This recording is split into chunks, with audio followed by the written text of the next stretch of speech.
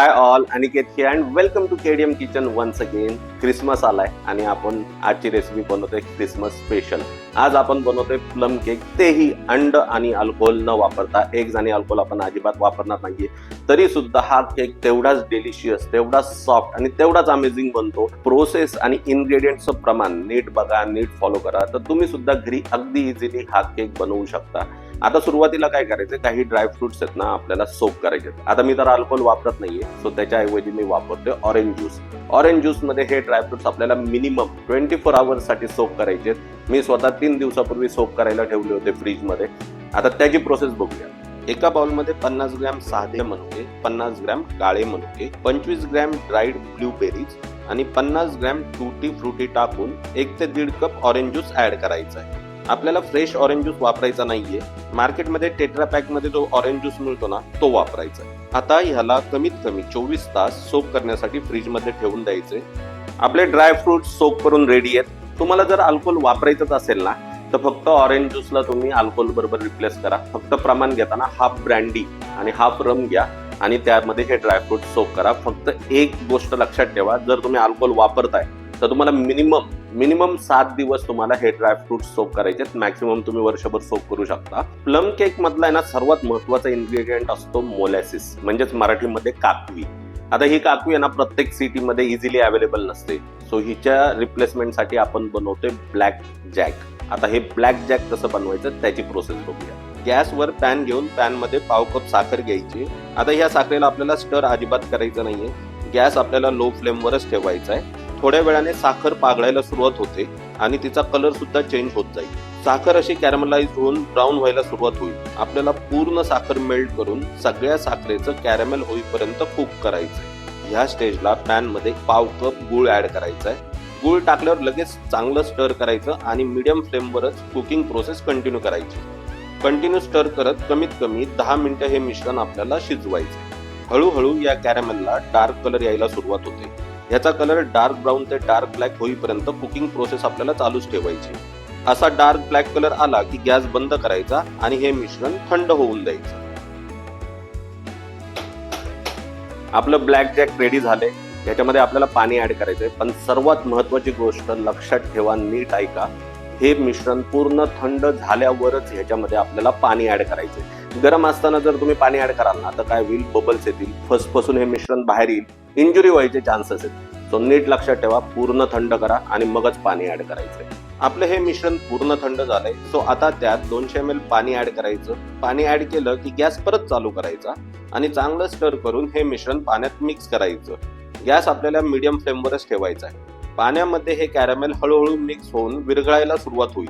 कमीत कमी 15 ते 20 मिनिटं हे मिश्रण आपल्याला शिजवून घ्यायचंय. चांगलं शिजल्यावर ह्याची कन्सिस्टन्सी सिरप किंवा साखरेचा पाक असतो ना, तशी बनते. आता ह्या स्टेजला गॅस बंद करायचा आणि एका बाउलमध्ये हे मिक्सचर आपल्याला ट्रान्सफर करायचं. आता हे मिक्सचर जसं जसं थंड होत जाईल ना तसं तसं अजून थिक होत जाईल. हे बघा, पूर्ण थंड झालं की असं थिक होतं. आता फायनली आपलं ब्लॅक जॅक रेडी झालंय. ते थोडं थंड झाल्यावर मी पाणी टाकलं, तुम्ही बघितलं. थोडीशी काळजी घ्या, बाकी काही कॉम्प्लिकेटेड प्रोसेस नाहीये. 2 तर इन्ग्रेडियंट्स आहेत, साखर आणि गुळ. ब्लॅक जॅक आहे ना हा खूप महत्वाचा इन्ग्रेडियंट आहे. तर का, त्याचे 3 रिझन्स आहेत. फर्स्ट, हा जो ब्लॅक जॅक आहे ना हा आपल्या प्लम केकला एक डार्क रेड कलर देतो, जो फार महत्वाचा असतो. सेकंड, या ब्लॅक जॅकची टेस्ट आहे ना बिटर स्वीट असते. सो याचा जो बिटरनेस आहे ना तो प्लम केक साठी फार महत्वाचा असतो. एक फ्लेवर तो ऍड करतो प्लम केक मध्ये. आणि तिसरं, ब्लॅक जॅक मुळे आपला केक मॉइस्ट आणि सॉफ्ट होतो. सो महत्वाचा इन्ग्रेडियंट आहे, स्किप करू नका. आता आपल्याला बनवायचंय केक साठी लागणारं बॅटर. त्याची तयारी करूया. सुरुवातीला आपल्याला ड्राय मिक्सचर बनवायचे. त्यासाठी 1 बाउल आणि जाळी अरेंज करून त्यात 1 कप मैदा ऍड करायचा आहे. त्याबरोबरच पाव टीस्पून मीठ, हाफ टीस्पून दालचिनी म्हणजे सिनेमन पावडर, पाव टीस्पून लवंग म्हणजेच क्लोव्ह पावडर, पाव टीस्पून जायफळ म्हणजेच नटमेग पावडर, हाफ टीस्पून सुंठ म्हणजे ginger powder, half teaspoon baking powder आणि चिमूटभर बेकिंग सोडा ऍड करायचा आहे. हे सगळे इन्ग्रेडियंट्स टाकून जाळीने त्यांना चाळून घ्यायचे. यासाठी ना जास्त एफर्ट्स लागत नाही. मसाल्यांमध्ये राहिलेले जाड किंवा मोठे पार्टिकल्स असले ना तर ते सेपरेट होतात. आपले ड्राय इन्ग्रेडियंट्स रेडी झालेत. त्यांना सध्या आता आपण बाजूला ठेवूयात. पुढच्या प्रोसेससाठी ना गॅस ऑलरेडी पेटवलाय, त्याच्यावर पॅन ठेवली आहे. आता वेट इन्ग्रेडियंट्स बनवण्यासाठी पॅन मध्ये 75 ml ऑरेंज ज्यूस घ्यायचे. त्यात 100 ग्रॅम बटर टाकायचे आणि 1 टेबलस्पून ब्राऊन शुगर ऍड करायची. वरतून आपण जो ब्लॅक जॅक बनवला होता ना त्यातला 50 ग्रॅम घ्यायचा आणि पॅन मध्ये ऍड करायचा. आता हे इन्ग्रेडियंट्स फटाफट स्टर करायचे आणि चांगले मिक्स करून घ्यायचे. हे इन्ग्रेडियंट्स मिक्स होईपर्यंत याला कुक करायचे, जास्त शिजवायचं नाही. पुढच्या प्रोसेससाठी आपण सोक केलेले ड्रायफ्रुट्स घ्यायचे. हे ड्रायफ्रुट्स एका गाळणीने गाळून घ्यायचे आणि ऑरेंज ज्यूस एका बाउलमध्ये कलेक्ट करायचा आहे. हा ऑरेंज ज्यूस झाकून सध्या बाजूला ठेवूयात, पुढे त्याचा आपल्याला यूज करायचा आहे. आता हे सोक केलेले सगळे ड्रायफ्रुट्स आपण बनवलेल्या वेट मिक्सचर मध्ये ऍड करायचे. त्याबरोबरच अर्धा कप कंडेन्स्ड मिल्क पॅन मध्ये घेऊन वरतून 1 टीस्पून व्हॅनिला इसेन्स ऍड करायचा. सगळे इन्ग्रेडियंट्स ऍड करून झाले की चांगलं स्टर करत हे इन्ग्रेडियंट्स आपल्याला मिक्स करून घ्यायचे. आपण गॅस बंदच ठेवलाय हे लक्षात ठेवा. 2 ते 3 मिनिटं स्टर झालं की आपलं वेट मिक्सचर सुद्धा रेडी झालंय. ह्या स्टेजला आपण बनवलेलं ड्राय मिक्सचर घेऊन त्यात आपण जस्ट बनवलेलं वेट मिक्सचर ऍड करायचे. सगळेच्या सगळं wet mixture at a time add करायचे. आता वरतून काही ऍडिशनल इन्ग्रेडियंट्स ऍड करायचे. सगळ्यात पहिल्यांदा 40 ग्रॅम चॉप बदाम ऍड करायचे. त्यानंतर 1 लिंबू घ्यायचे. त्याचं जे साल आहे ना त्याला झेस्ट पण बोलतात, त्याला ग्रेट करून ह्या मिक्सचर मध्ये ऍड करायचे. ग्रेट करताना हलक्या हातानेच ग्रेट करायचे. लिंबाची फक्त वरची जी साल असते ना तीच ग्रेट करायची आहे. आतला पांढरा पार्ट कडू असतो, सो तो आपल्याला अवॉइड करायचा आहे. अर्ध्या लिंबाचं साल असं ग्रेट करून ऍड करायचं.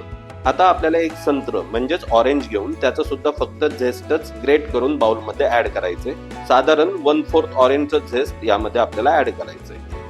दोन्ही झेस्ट ऍड करून झाले की ह्या मिक्सरला छान मिक्स करून घ्यायचे. त्यासाठी चांगलं स्टर करून सगळे इन्ग्रेडियंट्स युनिफॉर्मली मिक्स करून घ्यायचे.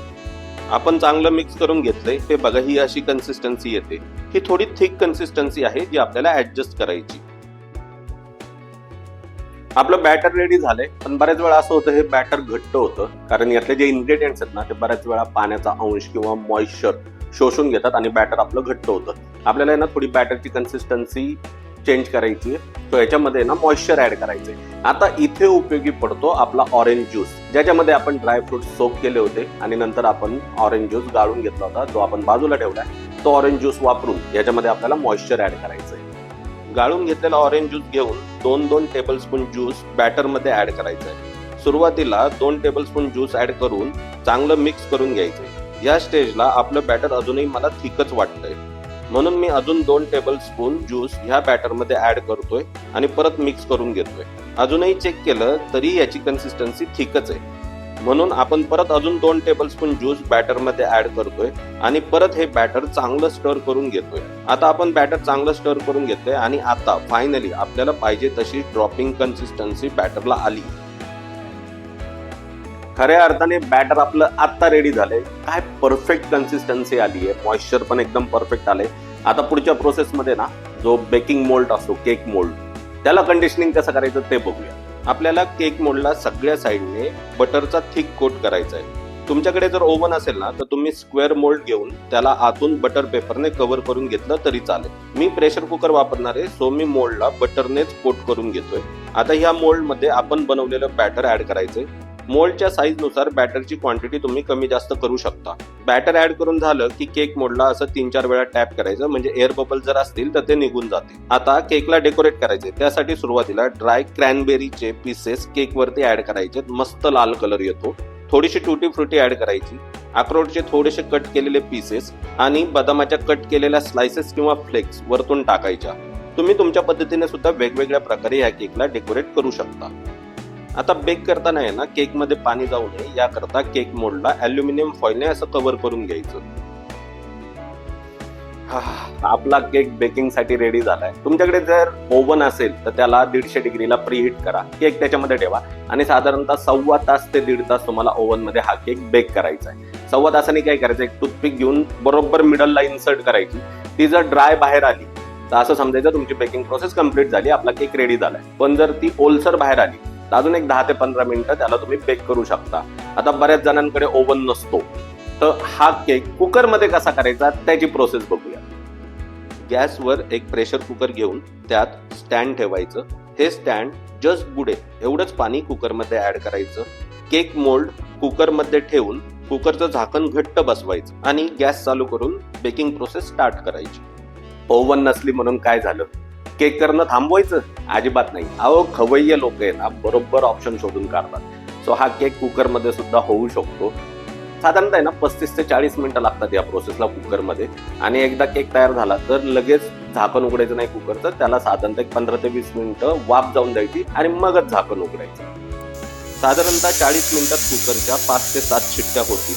असं झालं की गॅस बंद करायचा आणि कुकरला थंड होण्यासाठी 20 ते 25 मिनिटं आपल्याला रेस्ट द्यायची. आपल्याला केकला थोडंसं ॲडिशनल डेकोरेट करायचंय.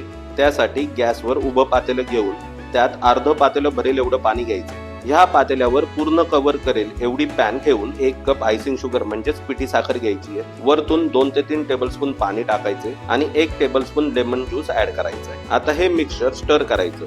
थोड्या वेळाने हीटमुळे हे मिश्रण पाकळेल आणि अशी कन्सिस्टन्सी येईल. हे मिक्सचर थंड होण्यासाठी आता बाजूला ठेवून द्यायचं. मीनवाईल आपला कुकर थंड झालाय. आता कुकर मधला मोल्ड काढून चॉपिंग बोर्डवर ठेवायचा आणि त्यावर कव्हर केलेली फॉइल काढून टाकायची. केकच्या एजेस सोडवण्यासाठी चाकू घेऊन एजेस मध्ये असं फिरवायचा. सगळ्या साईडने एजेस असे सोडवून चॉपिंग बोर्डवर मोल्ड उलटा करायचा आणि त्याला असं हाताने टॅपिंग करायचं.